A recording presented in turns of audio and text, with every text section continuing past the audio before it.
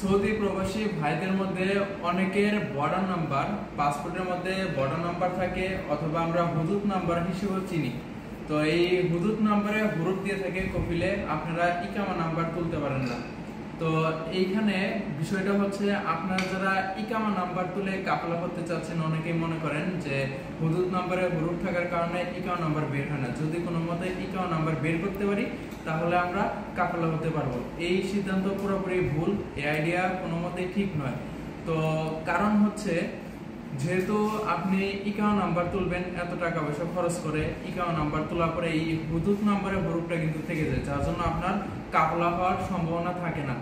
আর অবশ্য কিছু travel agency আপনাদেরকে ভিডিওর মাধ্যমে বলতেছে যে আপনারা ইকামা নাম্বার তোলার পরে কাফলা হতে পারবেন। তো এই কথাটা পুরোপুরি রং।